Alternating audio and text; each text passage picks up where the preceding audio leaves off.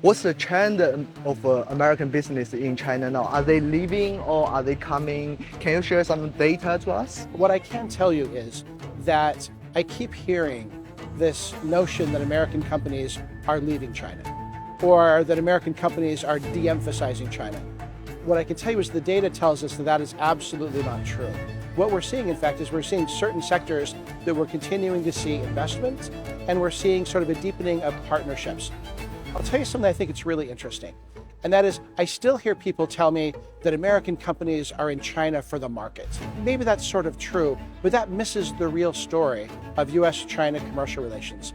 10 years ago, 20 years ago, companies might have been here for the market, but now they're here because here is where they work with their Chinese partners on innovation, where they work on development, where they refine business models, where they hone efficiency. They're here for supply chain, they're here for human resources. There's a lot of reasons for American companies to be here in China besides just the market. There's a growing discussion in Washington is about the China shock 2.0, and they are talking about the Chinese dominance in manufacture may harm the interests of the US. How do you see this? Everyone is concerned about the impact of say, Chinese overcapacity and deflation on their industries. And there are certain sectors that this is very profound. But I think that really the whole China shock 2.0 is a bit far from me because that's really more of an issue we're seeing in Europe.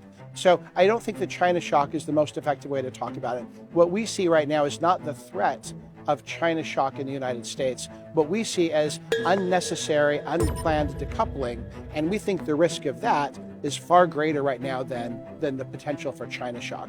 So I think we're looking for ways to deepen engagement and to make sure the two countries and the two economic systems can cooperate and work together better.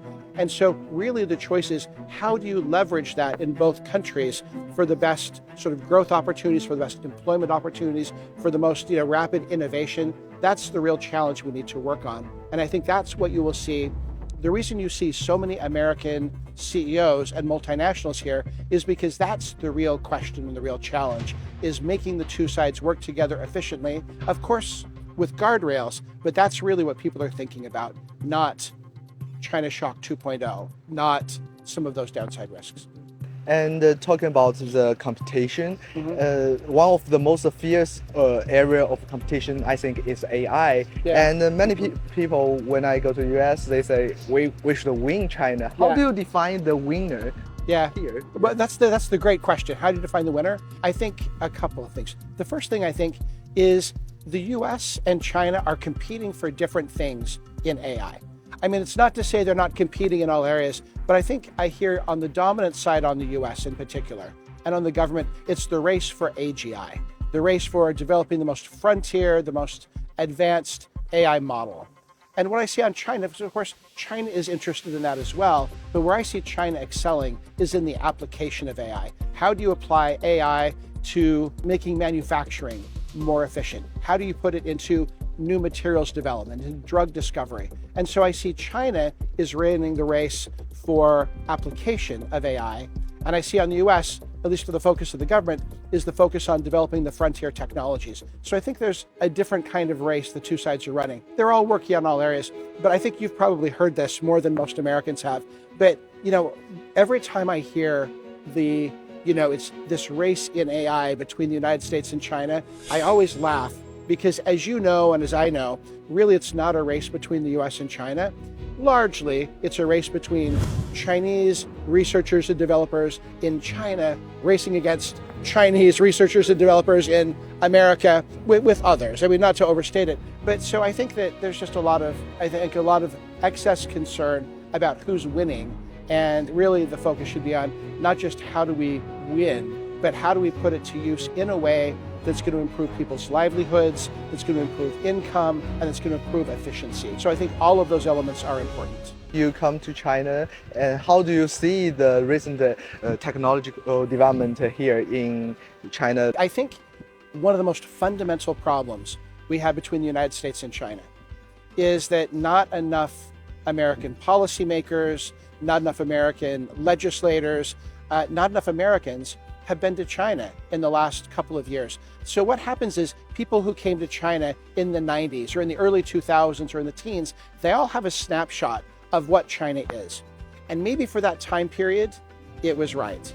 But the China of today, the China of 2026 is more competitive, it's more innovative, it's more efficient, it's more beautiful, the air is better. It's not the same China as 5 years ago. So every time I go, what I think is I wish we could get more American officials to see this and understand, more American people, more American legislators, and that would go a long way, I think, to helping ease some of the concerns that people have about China.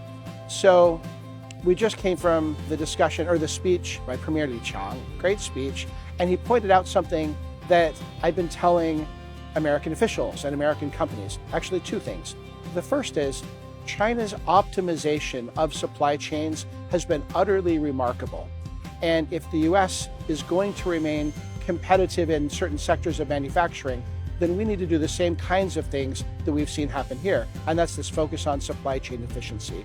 And I think there's a lot that the United States and Europe can learn from that sort of industrial clustering and creating efficiencies due to geography and other things. So I think there's a lot that both sides can learn from each other, but that's one thing that I would like the US side to learn from China.